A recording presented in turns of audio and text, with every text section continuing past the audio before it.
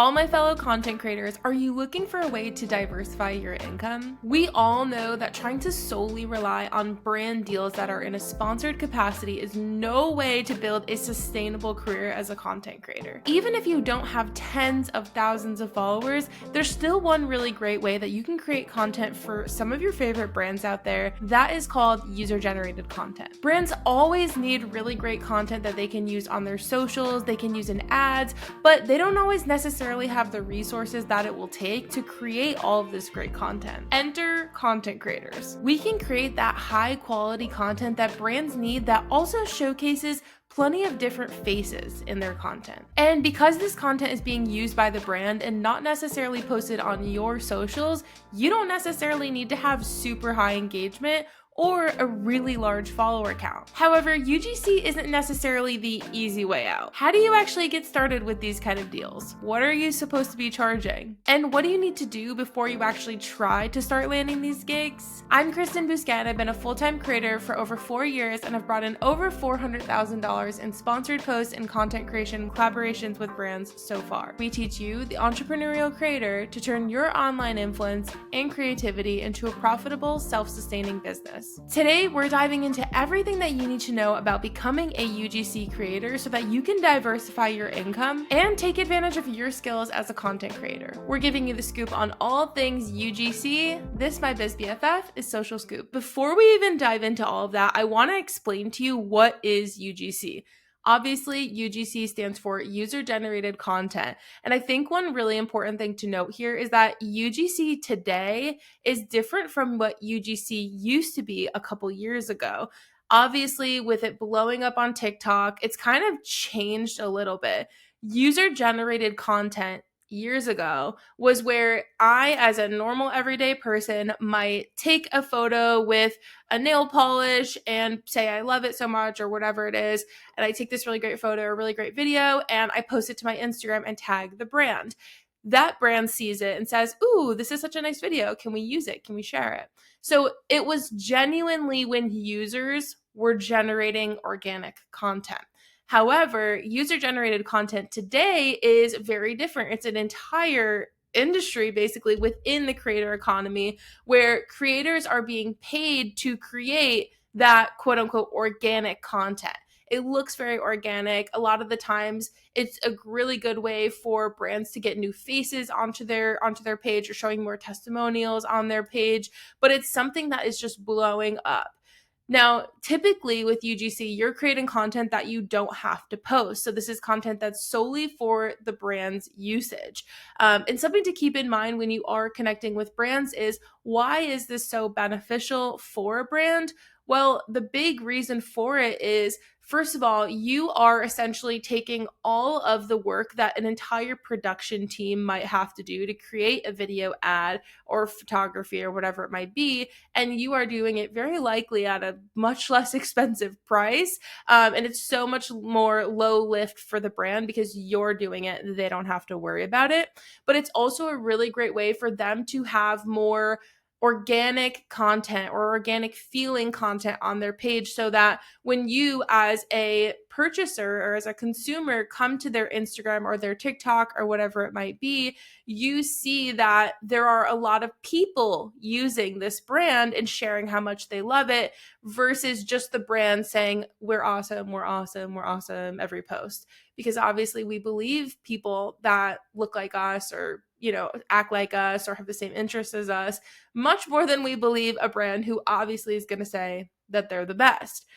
Obviously, when we think about UGC, we think about short form video, we think about maybe photography, but there are actually a lot of different options here like scripting, copywriting, maybe you're making content for reviews. There are so many different ways to create content for a brand in a UGC perspective. One thing I would really like to know with UGC, because everyone feels like, oh my gosh, it's so easy. Like, I don't even have to have a lot of followers, make thousands of dollars without even having to post this content.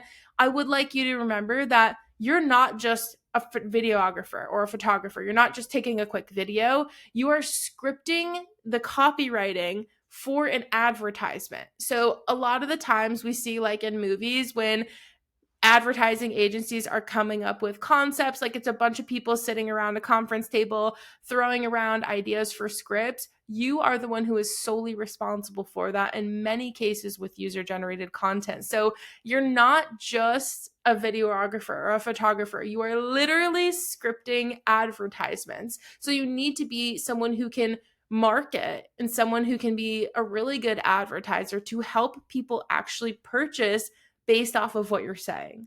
So keep that in mind. This leads us into who can become a user-generated content creator. Obviously, we hear in Instagram or TikTok videos talking about UGC, anyone can do it. It's so easy. Again, you don't even have to have a lot of followers. I personally don't think that's fully the truth.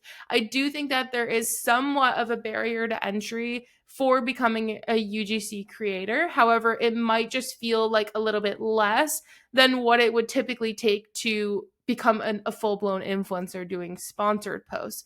So it's different, but yes, there is definitely still a barrier to entry to becoming a UGC creator. Yes, you don't need to have hundreds of thousands of followers or even tens of thousands of followers, but it helps if you do. If we're being honest, many times a brand might come to your page and they might see that you have a lot of followers, you have a lot of engagement on your posts, you're garnering interactions, you're garnering excitement. That is going to very likely make them more interested in working with you than someone who doesn't have an Instagram at all. Because what that says is this person can create content that people are having some sort of a reaction to. And obviously, that's the point of user-generated content, right? We want to know as a brand that you can create a piece of content that people are going to take action from. And so you already being an influencer who has a loyal following, who has great engagement, is going to essentially just add more trust to you getting that brand to hire you. So while people say you don't need to have any followers, you don't need to have any followers, okay, that's maybe true, but I do think that it very much will give you a leg up if you are already on like the influencer sphere. Outside of that, you do need to have videography skills as well as sales skills. As I was saying, you need to be a really great creator. You need to be able to tell a story within your content that's going to actually make sales, that's going to actually help market this product and have people actually take action. So it's not just as easy as I'm going to take a cute video because I have like this great sunlight and I can make it faceless and all of this. Like, you do still need to be a salesperson or a marketer at the end of the day. You also need to make sure that you're an organized person and a self-starter, because if you want to be a UGC creator, very often this stuff is not just going to come to you, especially if you don't already have a following elsewhere. So you need to be very organized to keep all of these partnerships in line and figure out what needs to be done for each partnership by each date. But you also need to be a self-starter in the sense of you are okay hustling to get these jobs, especially when you first get started and you don't have a network of brands who have already hired you or want to hire you. You're gonna have to literally start from scratch here. And honestly, it takes a lot of work. You also need to have time. You need to have time, obviously, to create the content. And even if you're someone who can create really quickly and really easily, you do still need to have the time to run a literal business. Like, you need to have the time to be able to be reaching out to brands, connecting with brands, however you're going to do that. But you also need to make sure that you have the time to do all your negotiations, read through contracts, organize all your jobs, edit everything, put it all into Dropbox folders or organize it, send it to the brand, take edits, re-edit things. Like, this is a very long process in a lot of situations. So you have to have time, truly. Now, obviously, with all of that to say, maybe you're checking all those boxes and you're like, cool, I've got it. Sounds like this is something that I can do. How do you actually get started? Obviously, the first thing here is you need to have some sort of a portfolio to be able to show brands, this is what I can do. There are so many different ways that you can create a portfolio. Canva, I think, is the quickest and easiest. You can make a Canva website. You can also make a PDF that you send to brands, whatever you're comfortable with. There are also plenty of UGC creators, especially those who have established more of a business, that have actual websites. Just like you would be hiring an agency to create this content, you as a single person have an entire website that showcases all your services, all your portfolio work, about you, all of that kind of stuff that we would need to know. So you need to have some sort of a hub or some place that we can go as a brand to be able to see your content. One thing I will note that I think is the most important thing with creating this portfolio or this hub is that you need to show your versatility. So a lot of creators, I think, will show in their portfolio their favorite work. And obviously, you want to show your best. You want to put your best out there for the brand to get that really great first impression. However, what if you are putting multiple videos of the exact same style? They're all try on hauls, say.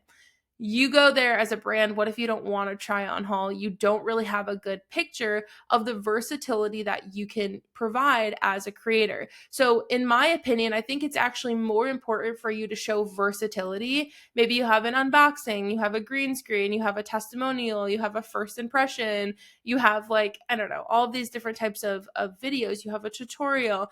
You need to be able to show a brand whatever you want me to make, I can do it. Here are a bunch of examples of how versatile my skills are. So try when you're building your portfolio to show versatility, but of course, also show your best work. You don't need to build your portfolio based off of partnerships that you've already had either. I think that's a really great point. You can absolutely go around your house, go around your city, whatever it might be, and literally just film content that you think could be a really great representation of your skills. Use products you already have, that at home that you already love and can speak to. And that's a really great way to show your skill, especially because there's no pressure, right? Like if I have this nail polish and I use it all the time, I'm not getting paid by Sally Hansen to make this little portfolio video. I can go buck wild. I can go crazy. I can do whatever I want with this video. I have no parameters, but I can get super creative and use that in my portfolio. So really take time on your portfolio. This isn't something that I think you should rush just to have something up and be prepared to get going. I think this needs to be really great as you can make it, because this is literally the representation of why someone should hire you. Obviously, we want that to be great. So once you have a really great portfolio, where can you actually get UGC jobs? This is the biggest question that I get asked. And what I would like to bring up here is when you are connecting with brands as an influencer, not as a UGC creator, as an influencer, you guys have very likely heard me talk about the anti-pitch method. The anti-pitch method is where you're not sending cold pitches. You are more focused on creating genuine relationships with the brands that you would like to work with. Mostly doing that through LinkedIn, maybe through email, through video calls, through social platforms. However, when you are an influencer using the anti-pitch method and you're a UGC creator using the anti-pitch method, there is literally no difference. And I'll tell you why. When you are reaching out to a brand and you're connecting with them, maybe you're getting on an intro call with them, one of the most important questions that you're going to be asking is, what are you guys looking for right now? Like, what is your focus? What can I be helping you with? So this is the brand's opportunity to say, oh, we're going to be doing a lot of paid ads, so we're looking for a bunch of UGC, or we're looking to really, establish an ambassador team of people who we work with long term, who share posts that can generate a lot of brand awareness.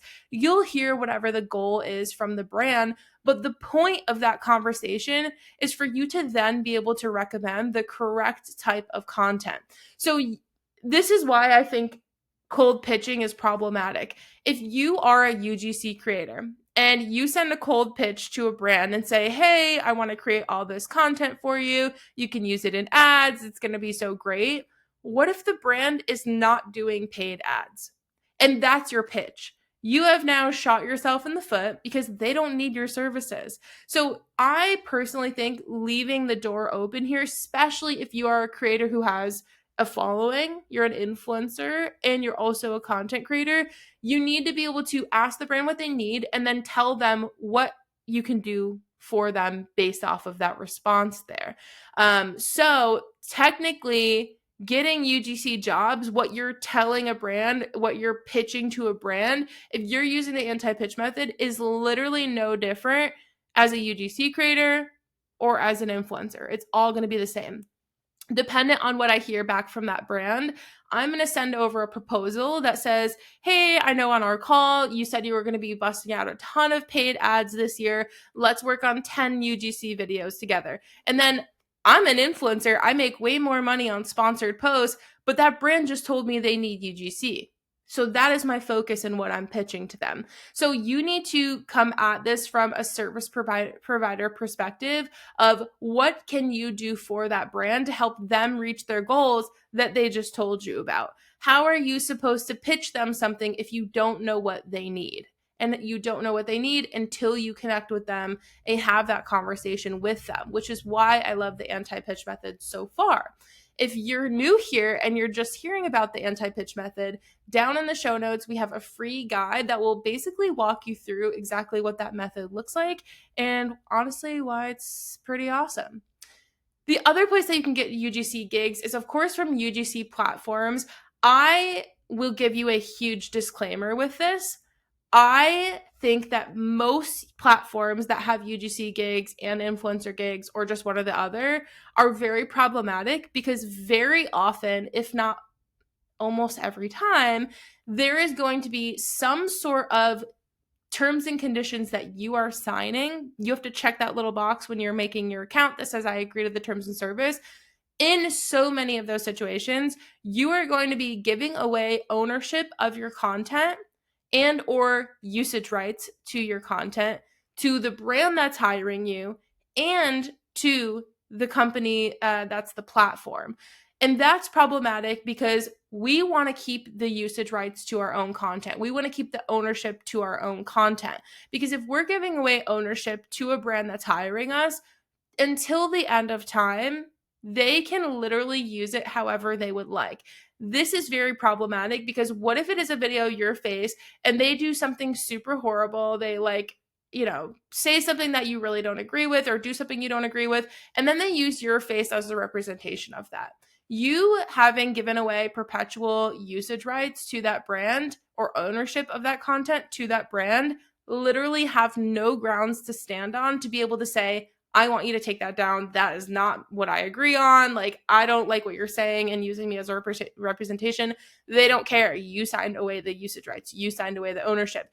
And most of these platforms will say that in the terms and conditions, knowing y'all aren't reading them. Okay. So my challenge to you is when you find a UGC platform or any influencer platform, please look through the terms and conditions, do your control F, control find, whatever it is, and type in ownership, type in usage rights, type in the word perpetual. That is going to hopefully bring you to a section where you can read, does this say that I'm giving away ownership to the brand or the influencer platform or usage rights to the brand or to the influencer platform? If it says that, I wouldn't sign up for it. And I know it sucks because hey, they're right there. The opportunities are at your fingertips, this super easy platform. It's right there. However, you will be basically signing away your life.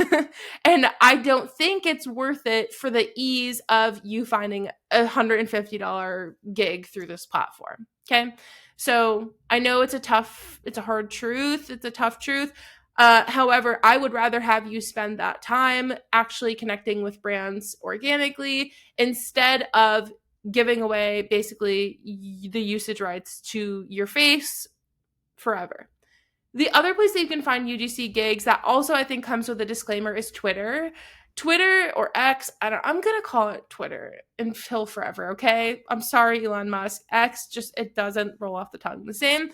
Twitter has a lot of really great opportunities, but I will say there are so many A, scams, and B, kind of like clickbait or engagement bait type of posts on here, where it could literally be me being like, oh man, like I don't feel like I've gotten a lot of interaction lately.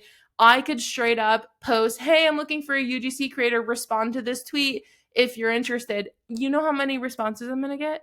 It's a literal perfect way to have some engagement bait on Twitter. And I see it happen all the time when there's literally no job to be had. Okay. You think, oh, I kind of like responded, I'm interested to this, and then someone else got the job. That sucks, but there was no job to be had, sis. Okay. So Twitter, proceed with caution. Go on there, have a blast, but also just know that there's a lot of fake stuff happening there. Fiverr and Upwork, that's another place, two other places that you could find UGC jobs. My disclaimer with this option is that you are also competing with many, many other creators, especially creators in other countries who charge a massively, massively, massively lower price than you. Especially if you're charging what you should be charging. So I, on Fiverr, will scroll through and see people doing videos for $25.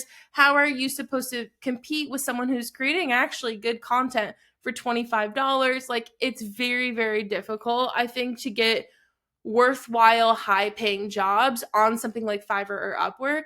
Maybe if you're just getting started, okay, I can see it. But in general, I would not put all of my eggs in that basket. Okay. LinkedIn is a really great place to look for UGC jobs as well, like things that are a little bit more long term, a little bit more robust. If you go onto LinkedIn and type in UGC or type in content creator, there are so many like retainer based types of partnerships on there where maybe it's a brand looking for like 20 UGC videos every single month.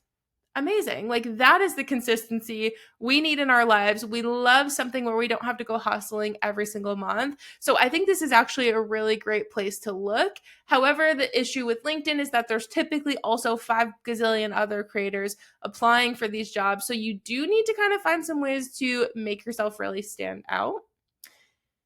I will also give you the option of cold pitching. Obviously, you guys know I'm really not a huge fan of it. I just think it's a waste of time.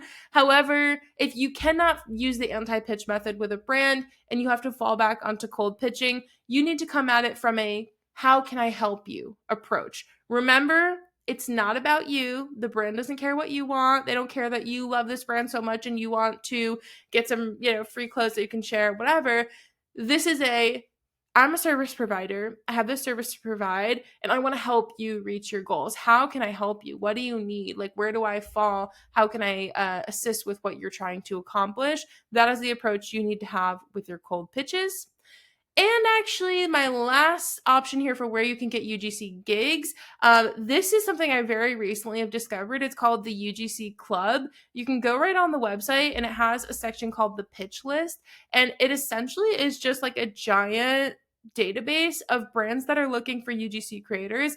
A lot of them actually will have the contact information that you can just send your message to the brand, or it will have the budget where you can see how many videos that brand is looking for, at what price, which is obviously really great information for you to have. So the UGC Club, I just recently found out about it, and I think it's a really great resource. So the big question with UGC, what the heck do I charge? Let me give you this. Brand Meets Creators. It's a company that focuses on educating creators, helping them build their UGC business.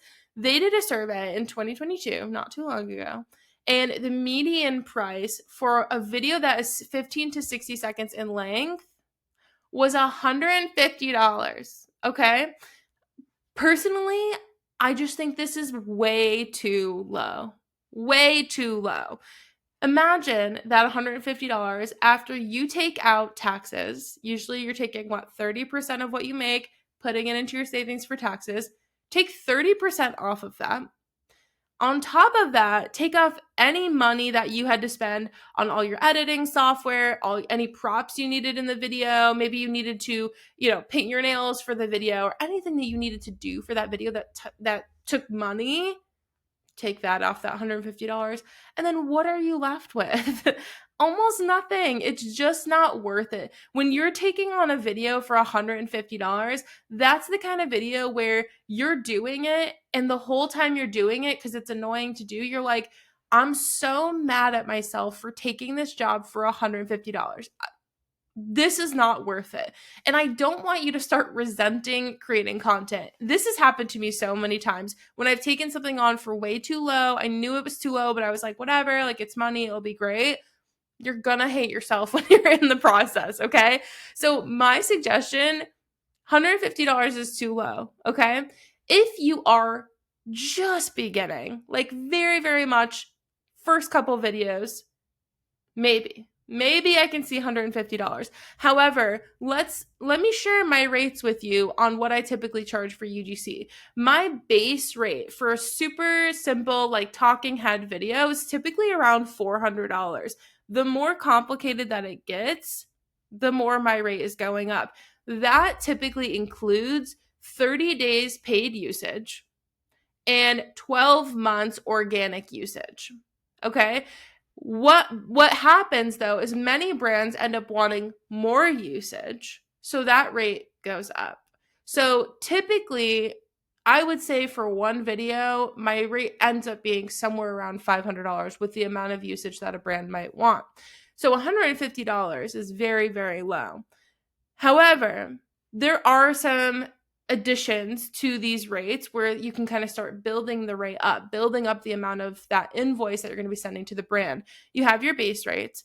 Then also a lot of the brands are going to be maybe asking for raw footage. So that's the footage straight out of the camera, straight out of your phone, no edits.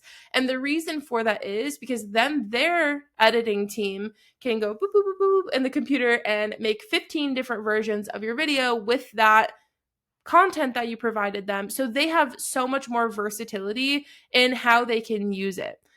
But with that, you're also allowing the brand to cut and clip and paste your video in whatever way that they want to. So that's something to consider as well. Typically with raw footage, creators are charging 40 to 50% of what they charge for the base rate additionally. So I used the example in last week's episode. If it were $1,000 for the deliverables and the brand wanted the raw footage, you might in total be charging an extra $500, making it $1,500 for that content plus the raw footage. So it's a great way to up your ticket price, but you also have to keep in mind, is this a brand that you trust to cut those clips up and put them together in a way that's going to represent you well, right? And that's why you should be charging extra for it, is because you are allowing that for that risk, essentially. The other thing is usage rights. Obviously, we know about usage rights. One thing I will note with UGC, this is extremely, extremely, extremely popular. Very often, you're going to see a brand say, hey, we want to hire you for this content, but we want the ownership of the content. We want to be able to have perpetual usage rights, do whatever we want with it.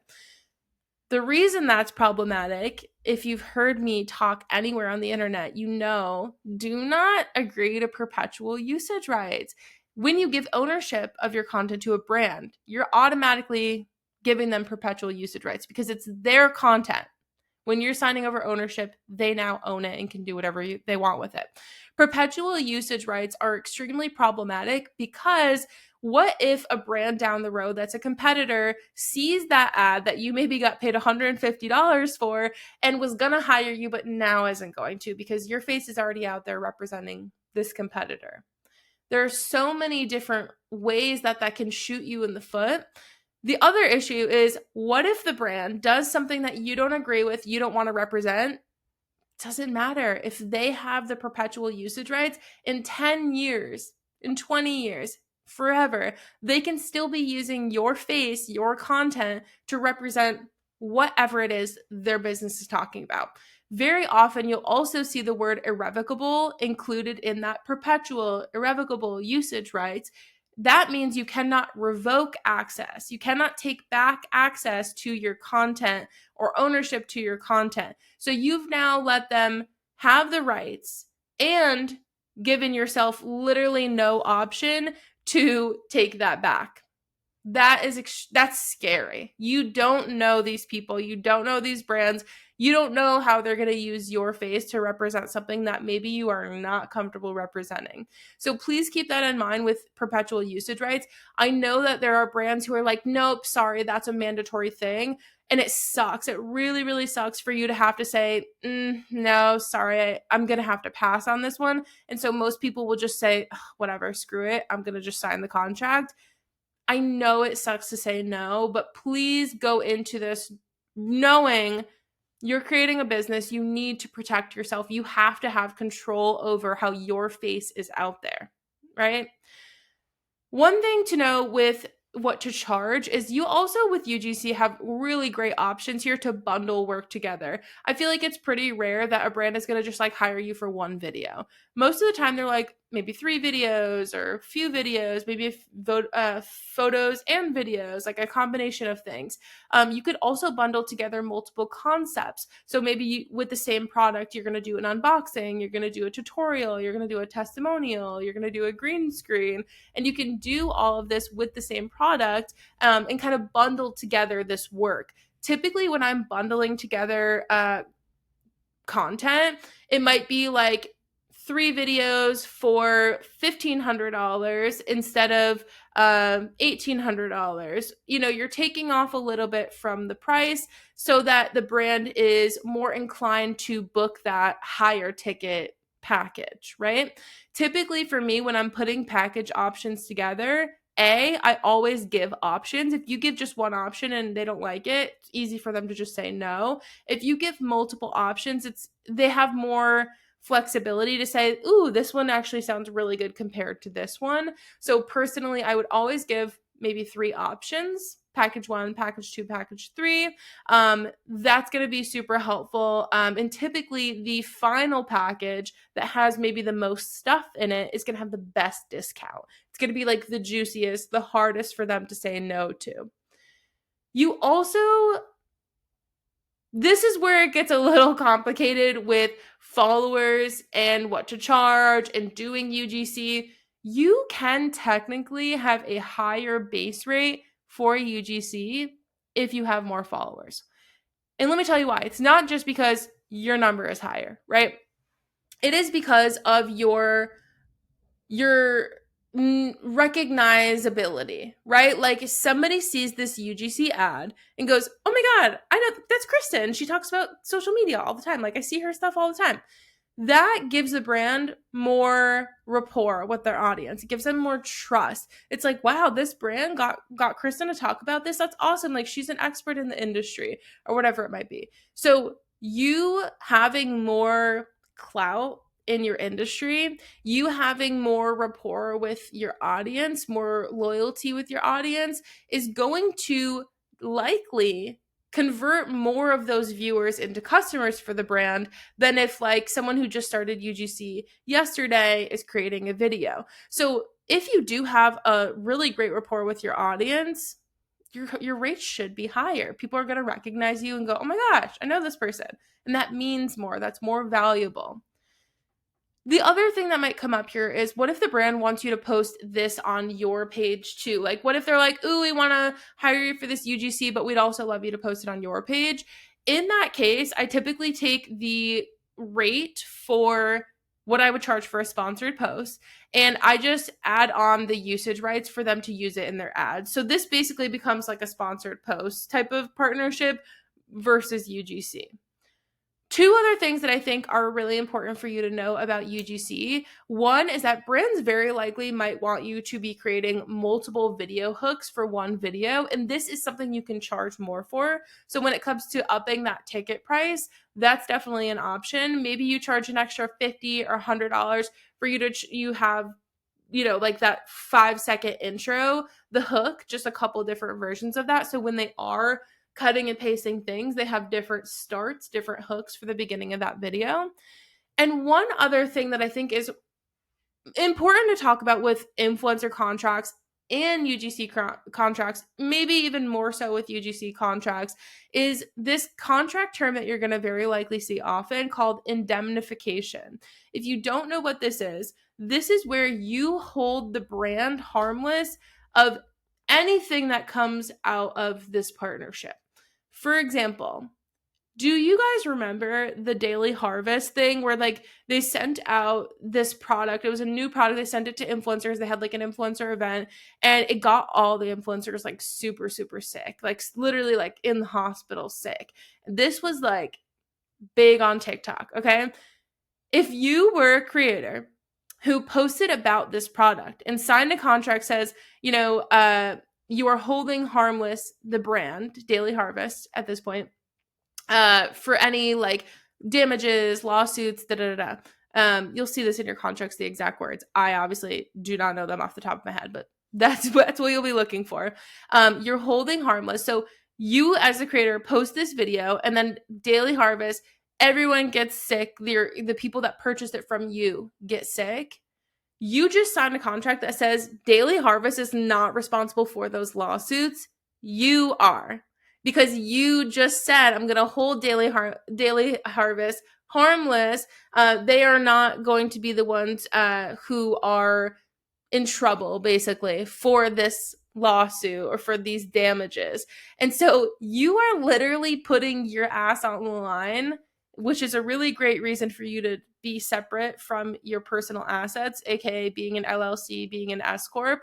Because if someone got super sick and came to sue you and you're just a sole proprietor, they can sue you for your house, they can sue you for your car, whatever. And if you're signing a contract that has indemnification on it and you're holding the company harmless, sis, like the people can literally come for your house, come for your car. So if you see indemnification in a contract, you should try and get it out. First thing. Many brands are not going to, unfortunately, take it out because they want to protect themselves. I would try and get it out. If you cannot, ask yourself, what is the risk that I'm taking with this brand? Is this a brand that like someone might easily get sick from, right? And especially if your face is in this UGC ad all over town, a lot of people are going to see it. And if indemnification is in your contract, you could get in trouble if anyone gets sick from it or whatever, any damages from it. So I would ask yourself, what is the risk? But I would also make sure you have business insurance because this can help you if you're signing a contract that says anything about indemnification. That possibly is a whole separate topic that we could talk about in a different episode.